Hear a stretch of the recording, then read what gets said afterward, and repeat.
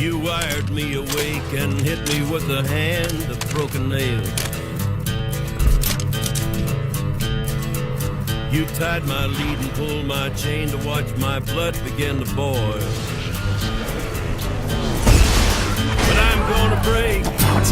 We're in a small enclosed space here at Gamescom with Norm, who's a combat designer on Prey 2, and I feel a bit trapped in here, and that of course goes into sort of the title of your game, but then again it doesn't really depict what you're actually doing in the new game, the sequel. Sure.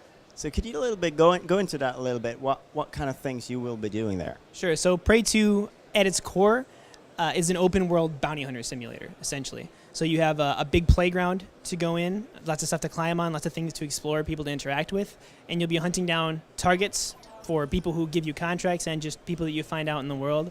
And that's sort of the core of the game, but you've got a lot of freedom too if you want to just go around and explore, if you want to talk to people, if you want to mug people, or sort of whatever you want to do in the world. It's up to you.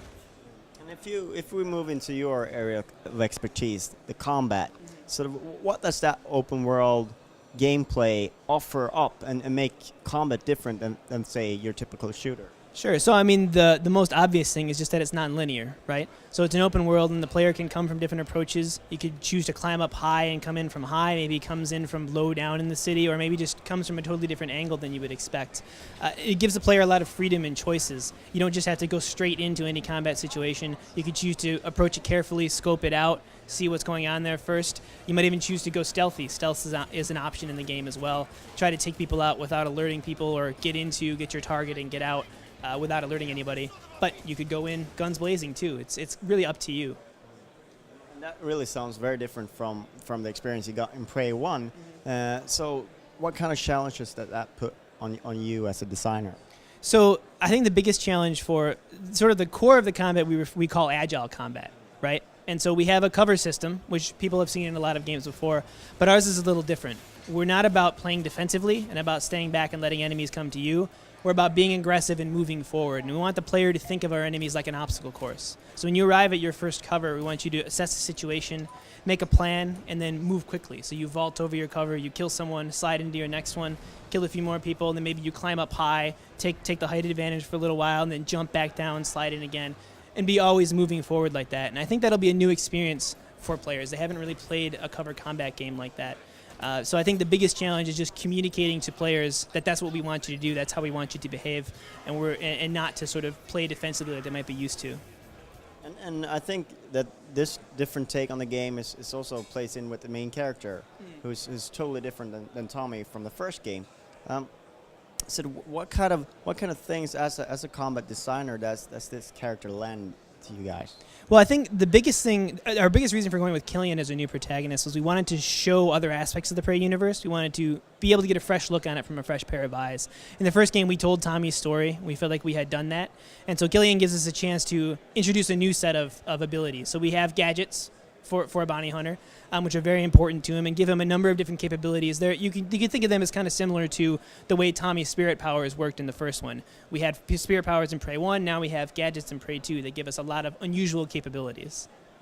Because I do think I saw a quote somewhere just a few days ago about the fact that Tommy will play a part in the game, and that you will see the spirit walking and things like that in the game as well. Could you touch on that? Sure. So Tommy's role in the game is more than just a cameo. He's an important character, critical to the story, essential to the story. You'll be seeing a lot of him. His spirit powers are also important to the plot and to the role that he plays. The things that he does in the plot will involve his power. Many of them will involve his powers. So he's not gone. He's very much still a part of the fiction of the world. But you're still very much playing as Killian. Yeah, you don't play as Tommy, you play as Killian, and Tommy will do things to assist you and to work with you, and he'll be part of the story. And that's sort of the thing that sort of might tie together into the sort of the Prey experience, because, I mean, otherwise people will say, well, it sounds like a real nice game, but why is it called Prey too? Yep, exactly, and that's why I focused on the exploring more of the universe. Prey 1 was about Tommy. It was the hero's journey. It was his story. But there's way more to the Prey universe than just Tommy, than just the spheres and the keepers and the things that we saw in the first game. And we really wanted to open that up and to get into more of those aspects and bring in more of the mythology and more of the fiction. And I think this is a great way to do that, because we have Tommy, players who liked Tommy will still be able to see them. They'll be able to find out more about what he started doing, what happened to him after Prey 1, and we'll still get more of the universe and more of it through the eyes of Killian, the new character. So, in terms of combat, your Killian Samuels and his gadgets and all that, that's just one part. The enemies, obviously, the other part. So can you tell us a little bit about the universe and what that universe lends itself to, and what kind of enemies and how they will be different from other action games? Sure. So I can't go too deep into enemies that we haven't shown, so things that were outside of the demo. But, I mean, the most obvious thing is that our enemies are a little more humanoid than they were in Prey 1. In Prey 1, we sort of had them more alien aliens, I suppose, more unusual. In Prey 2, we're going a little more humanoid with them. That's mostly to serve the story mechanics of it. You interact. They're not just, in Prey 1, you only shot aliens. Any alien you saw, you were supposed to kill it. In Prey 2, that's not the case. There's lots of aliens that you don't have to kill, or there's no reason to kill. And so when you interact with those, you need to be able to get the emotion. You need to be able to understand their motivations. And so we wanted them to be a little more human, a little more understandable to the player. In terms of how they work as enemies, we had in the demo, you see there's a guy with a large chain gun who lays down a lot of fire. That's designed to make the player duck for a moment and to consider using some of his gadgets to deal with those enemies. Generally speaking, when we have unusual enemies, it's a gadget situation, right? So you can use your anti-gravity grenades on the chain gunner to lift him up out of cover, make him stop shooting at you, and it makes it much easier to deal with. Other kinds of enemies might be more aggressive. They might force you to retreat once in a while, or to deal with the fact that they have special attacks that you wouldn't have expected. I mean, we saw teleporting in that one of the bounties had. So different aliens will have different sorts of capabilities that you'll need to consider when doing the combat.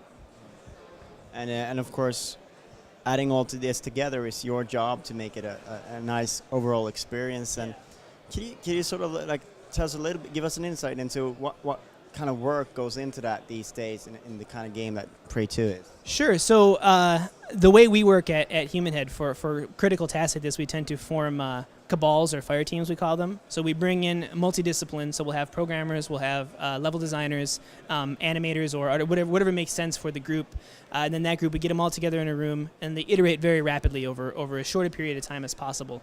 So combat has been done a similar way. It comes together and comes back apart as we need it, as we need to make major changes to combat or make major improvements and that sort of thing. Currently, right now, we have myself and another programmer and 2 more level designers who are rapidly iterating and making changes, making improvements, trying to make the combat feel as powerful and as fluid as possible. And of course, this game has been in the cooker for quite a while already. Where do you feel you are at right now, and sort of when you think you can be ready with it? Well, we probably haven't been in the cooker for as long as you think. We started with Bethesda only about a year and a half ago, I think it was now. So it hasn't been, not the entire. It was sort of conceived first and then sort of put on a hiatus and. More or less. I mean, this game really started with Bethesda. So I mean, this is the game that we made with them. There's really no history to it from before that. This is very much the Human Head and Bethesda project. As far as where we are, I mean, 2012 is our next year window next year. Yeah. So we're coming along. And it's raining ice picks on your steel shore. Homing rockets enabled. I'm gonna break mine. Gonna break my rusty cage. Target identified.